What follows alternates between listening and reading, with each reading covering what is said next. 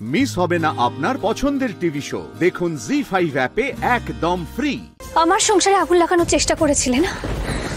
দেখো এবার, দেখো তোমার মতো একটা খারাপ মানুষের ছোঁয়া থাকা সব জিনিস মিলিঝিক তার জীবন থেকে এভাবেই পুড়িয়ে ফেলেছে, সবকিছু সরিয়ে ফেলেছে। আর কোনোদিন আমাকে কিন্তু কিচ্ছু পাঠানোর সাহস করবে না, তাহলে কিন্তু একদম ভালো হবে না। রাহুল তো আমাদের মধ্যে ভুল বোঝাবুঝি তৈরি করার চেষ্টা করবেই, এটাই তো স্বাভাবিক।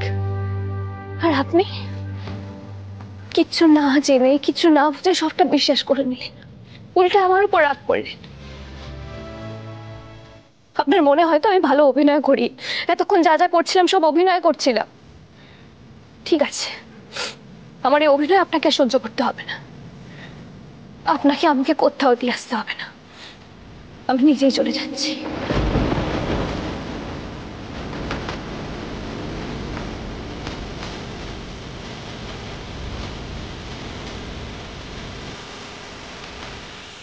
এইসব তুই কি বলছিস?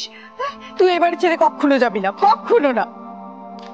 যেতে তো চাই না দিম্মা, সারা জীবন তো একটাই জিনিস চেয়েছি, এরকম একটা ফ্যামিলি, তোমাদের সবার ভালোবাসা। আগের বার যখন এই বাড়ি থেকে বেরিয়ে গেছিলাম তখন আমি বুঝতে পেরেছি যে এই বাড়ি ছেড়ে থাকার কষ্টটা কতটা। তারপর আমি কি ভেবেছিলাম জানো, আমি কখনো এই বাড়ি ছেড়ে যাব। হ্যাঁ, তো তুমি তো ঠিকই ভেবেছিলে মিলি, নিজের বাড়ি ছেড়ে কেউ কোথাও কখনো যায় নাকি? চলো চলো ঘরে চলো, তুমি চলো। আমি কোথাও যাব না মিলি। তো অর্জুন যখন এতটা ভুল বুঝে আমাকে এতটা অবিশ্বাস করতে পেরেছে, আমার মনে হয় না তখন আমার এ বাড়িতে থাকাটা উচিত হবে, উচিত হবে। এই দেখো, আচ্ছা আচ্ছা ঠিক আছে, বলছি তো যে অর্জুন ভুল করেছে, ভুল করেছে অর্জুন। আমরা অর্জুনকে বকবো তো? না না, ওকে বকবে কেন? ওকে বকার কোনো দরকার নেই, আমি এক্ষুনি সব জিনিসপত্র নিয়ে চলে যাচ্ছি। মিলি মিলি মিলি, আমি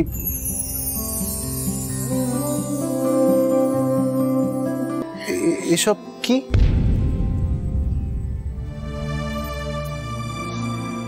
মিলি তোর সাথে একসাথে বসে খাবে বলে রুটি তরকারি দিয়েই ক্যান্ডেল লাইট ডিনারের আয়োজন করেছিল অর্জুন। যে মেয়েটা তোর জন্য সারা রাত না খেয়ে বসে এই কাজগুলো করলো, তুই সকালবেলা এই কাণ্ডটা করলি অর্জুন। হ্যাঁ, তোর তো কান ধরে ক্ষমা চাওয়া উচিত ওর কাছে। আয় এদিকে আয়, আয় কান ধরে ক্ষমা চা। তার থেকে বড় কথা কি জানিস তো, ওরই তো উচিত ছিল নাথ বউকে এক গোছা বেলুন কিনে দেওয়া। হ্যাঁ রে নাথ বউ, তুই তো শোনা মেয়ে আমার। হ্যাঁ, তুই কেন এই বাড়ি ছেড়ে চলে যাওয়ার কথা বলছিস? উফ, পারেও সবাই ন্যাকামি করতে। এই মিলিকে কেস খাওয়াতে গিয়ে তো দেখছি সবকিছু হিতে বিপরীত হয়ে গেল। না মা, এইভাবে হবে না। আমি তোমাকে বলছি শোনো, এই বাঁদরের গায়ে না দু চার ঘা পড়তে হবে, তবে ওর টনক নড়বে। না না না, ওকে মেরো না, মেরো না, লাগবে তো। ও বাবা, এ তো দেখছি মিলি ম্যাডামের রাগ একটু কমেছে, তাই না? মেরে কি হবে? মারলে কি আর কারোর বিশ্বাস পাল্টায়? উনি তো এখনো বিশ্বাস করেন যে আমি নাকি রাহুলকে।